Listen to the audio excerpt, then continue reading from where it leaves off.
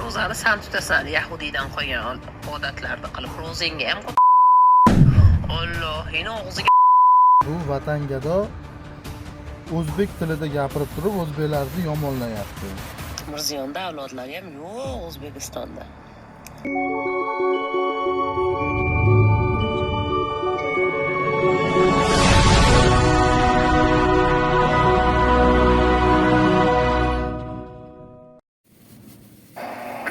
Og'zingni ochib o'tirib, o'zingni yurtingni Xitoyga berib qo'ygan qanaqa ketlarsanlar. Surugini nima qilasan endi qarab. Bo'ldi, Xitoy onangni olib xotiningni xotin qiladi, seningni 5 yoshli qizlaringni olib borib xotin qilib Uyg'urda kuni boshingga tushadi. Qurayotgan har bir uylari senga lager bo'lib qoladi. Juxtdek qiynab o'ldiradi. Tamom bo'ldi insonlar. Otasi qul millatga boshqa xalq kelib egalik qiladi. Sanlar sindi aminga kirding. Xo'sh, shunday ekan, Alloh bizni qutqaradi. Allohingga o'zbek millatingga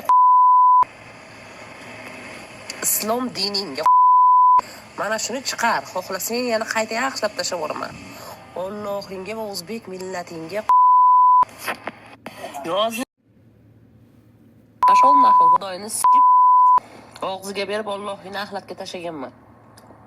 Xudoy do'xtisi. Masjidlaringni buzib Qur'oningga g'ring deyolmaysan, g'ring desang shpaqsan skeli bolalar. G'ring deyoldingmi?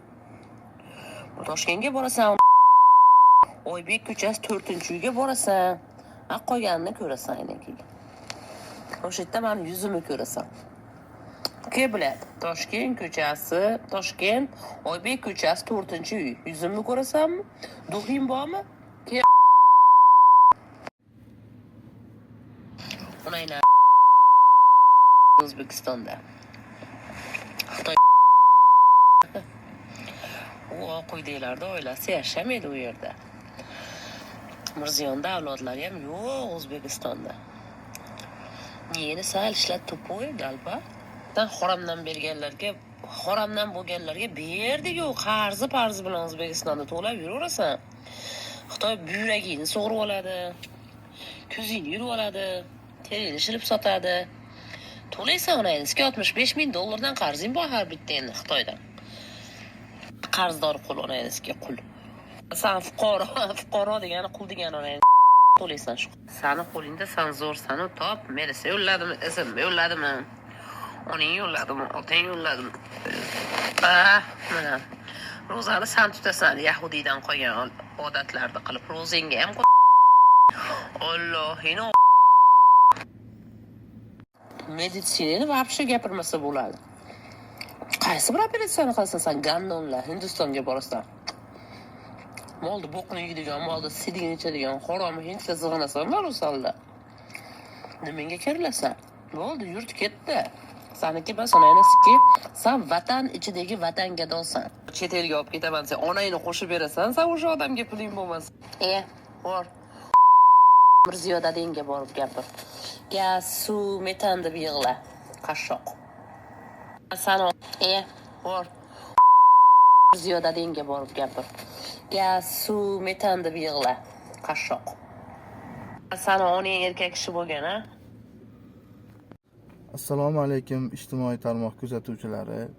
Hozirda bizga chet el nomeridan, chet elda turib olib, bizga SMS bilan O'zbekiston xalqini, dinini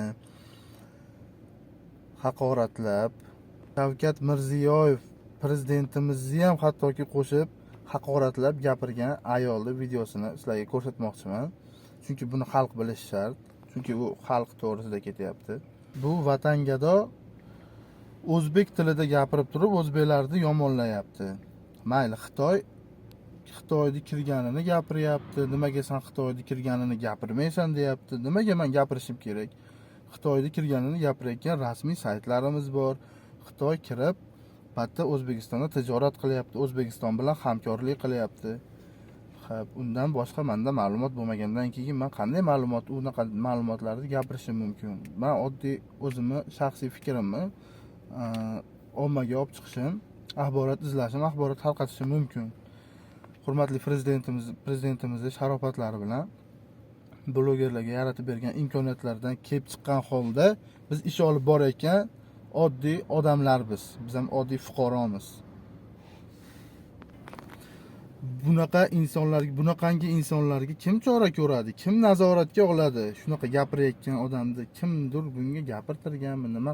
Telegramimizga yozib, shunaqa haqoratli so'zlar ishlatib, shunchalik darajada gapiryaptiki, u gaplaridan xullas ancha-muncha inson bunaqa gap gapirmaydi. Inson deyishga ham noloyiq insonda. Inson deyishga noloyiq mavjudot.